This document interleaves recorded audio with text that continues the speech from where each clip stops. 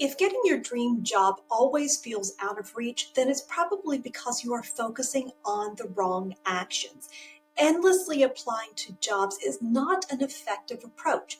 However, leveraging your network is. Would you believe that networking is 5 to 10 times more effective than just cold applying to jobs? But what do you do if you don't know how to grow and nurture your network? Hi, I'm Michelle, a career coach who helps burned out workers over 40 take control of their career paths. Today, I'm going to walk you through how to define your dream job. We'll map out your existing network, and then I'm going to teach you how to build relationships with people who will help you reach your career goals. And I'm going to give you examples of what to do and how to do it every step of the way. So be prepared to take screenshots or jot down some notes, and let's go ahead and get started. The very first thing that we need to do is define your dream job. Now, I know that you might have an idea of what your dream job is, but it's really important that you write it down, and you'll understand why in just a minute. So I want you to consider this. What are the things that are most important to you in a job? What do you value the most? Is it flexibility? Is it meaningful and purposeful work? Is it a job that offers you a lot of growth opportunities? Some of the questions that you might ask yourself is, what energizes me? Or what does my perfect work day look like? And most definitely, you want to write down anything that is a non-negotiable. I know that after I left my job and I was severely burned out, I took time to write down a list of the things that were important to me, and those became my non-negotiables. Now, after you've identified what you value in a job, I want you to identify your skills. Go ahead and create a full list. I highly suggest doing this in a spreadsheet. List every skill that you have. Now, I want you to think about how your skills can transfer to another role, perhaps in your industry, or maybe in another industry that is unrelated to your current one. And then anything that maybe you don't do in your current role, but you're really passionate about, I want you to write that down as well. And I'll give you an example from my experience. When I was a teacher, I really loved mentoring new teachers. Now, that wasn't a part of my job description, but I would meet with new teachers after school to help them write stronger lesson plans, help them organize their classrooms, and also show them what they could do to make sure that they got really good end-of-year evaluations. I loved helping them think about teaching as a career path that they controlled. And so we set career goals for them. All right, the next thing that you need to do is research roles. You can use LinkedIn and job boards to see what roles, what jobs are out there that your skills would transfer to. Now, I understand that maybe you have no clue how to go about doing that. You might be thinking, Michelle, I have no idea what skills that I have that would transfer to anything. Like, where do I start? Use AI to help you. I'm going to give you a couple of prompts that you can use to get you started, and I promise you it will help you so much. It will save you tons of time. So the very first prompt that you can put in is something along the lines of, I am currently a teacher in the education industry. Give me at least 20 careers that I could explore where my skills could transfer.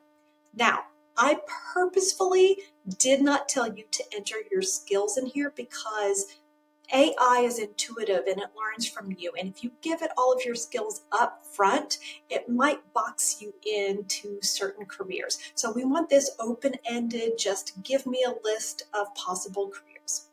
All right, after you have entered that prompt, the second prompt that you are going to layer onto that is, my current duties are, for example, writing lesson plans, analyzing test data, scaffolding lessons to lead students to mastering a concept. And my skills are, list out all of your skills, data analysis, testing, diagnosing and remediating reading difficulties, problem solving, planning school events. How will my skills transfer to the jobs that you have provided? Are there any additional requirements for these jobs? For example, certifications, specialized training, or specialized skills that I need to consider? Put all this information in a table, and it will boop, boop, boop, boop, put it all in a table for you. Nice, neat, easy to read. And then after you explore those and see if there's anything that you're interested in, you could add a third prompt, just asking AI to give you any additional considerations. Are there other careers or jobs that I could consider that you haven't told me about yet or might require some additional training? Please give me a list of 10 or 15 and use the same criteria as above and put it in a table. And that's it. That will get you started, and I think that that will be enough for you to explore. Now, if you want a deep dive defining your dream job, please drop it in the comments below and I can make a video on that. Next, it is time to map out your existing network, and we are going to do that by doing a network audit.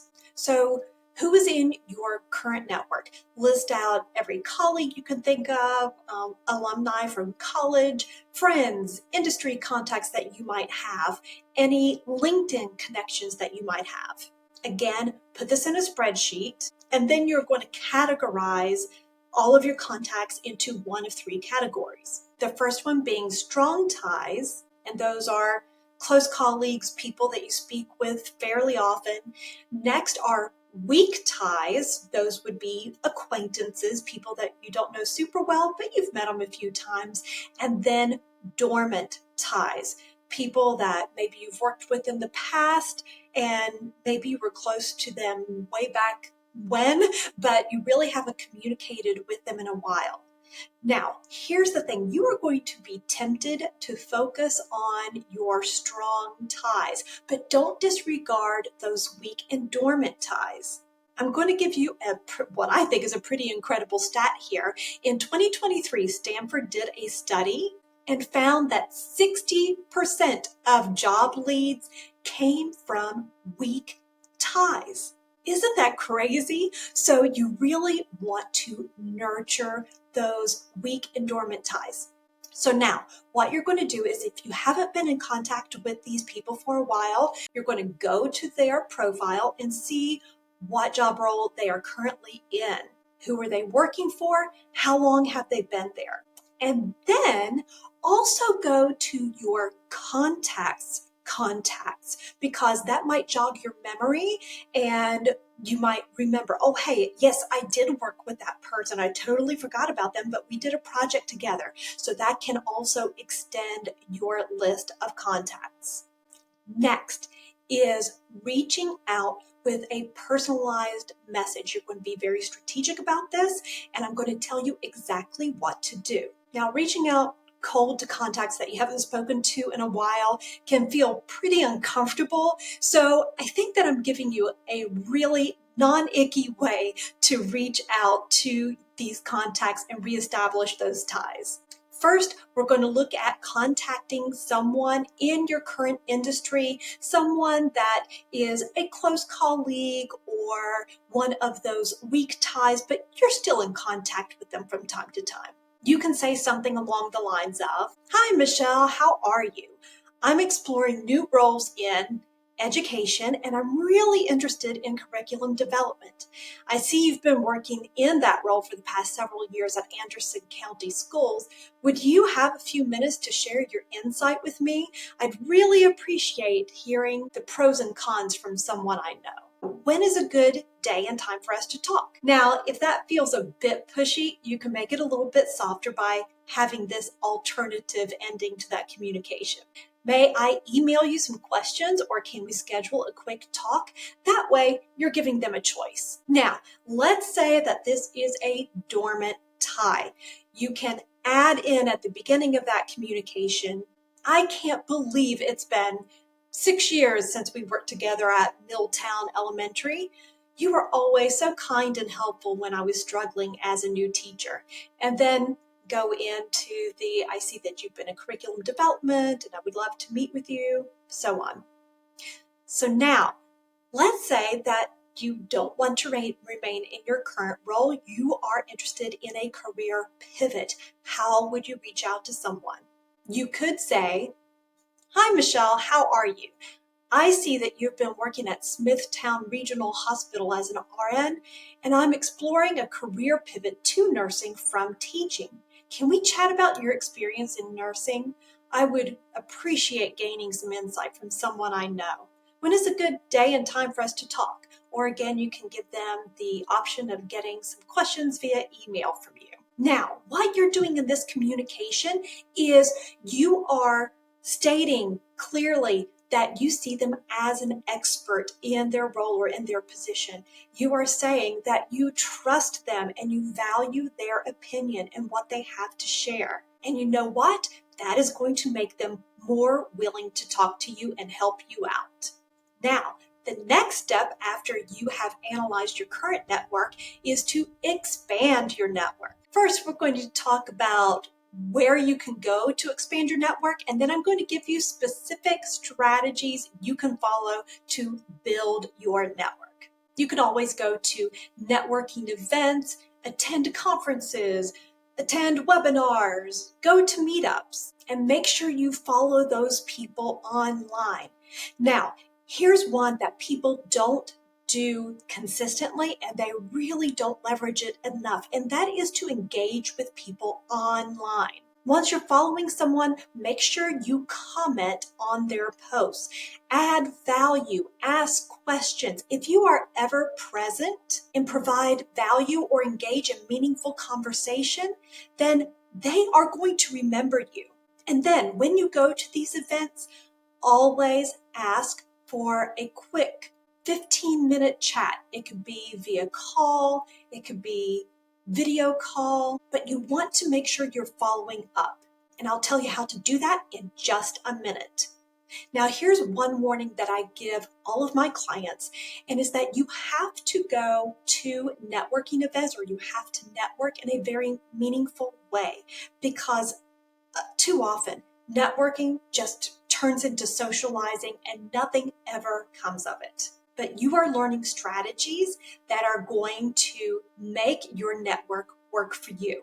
So whenever you attend some networking event, I want you to make a list of anyone you are looking to meet and be specific. Are you looking to meet recruiters, industry people, people in your current industry, people in the industry that you want to pivot to? Or are you interested in meeting solopreneurs because you want to transition from 9 to 5 to solopreneur and be your own boss? And then you need to answer this question: why do you want to meet them? Now, you're building a network, so the number one reason is to build relationships. So for example, if you want to meet a recruiter, perhaps you want to meet them to see if there's someone that you would like to work with. Or maybe you're just trying to get a feel for the pulse of the current job market. Maybe you just want to find out what skills people largely are lacking and see if you have those skills or if you need to acquire them. If it's people in your industry, maybe you are wanting to meet people who are decision makers and might be in a hiring capacity. And for people who are outside your industry, but the one that you want to pivot to, maybe you're looking for the inside view to get their perspective of that job and the company they work with. And finally, if you're wanting to meet solopreneurs, maybe you want to find out what that transition was like or what the pros and cons were. All right, so now finally, after you have decided why you want to meet them, you've already done a lot of the work up front, you have to consider how you're going to approach that person. What are you going to say to them when you meet them? No matter what, you are putting all the focus on them. You're shining a spotlight on them, and you want to be interested in them and what they do. That's how you get the information that you need. Some questions that you might consider asking are, so what do you enjoy about your role or the company that you work for? What are some major challenges that you face? What's the most interesting thing that you've learned in your career? Or what's the most interesting problem you've faced or a project you've worked on? Is there anything that you would change about your job? How does your company support your personal career goals? Or what are your thoughts on? And then ask about an industry trend or some commonly debated issue.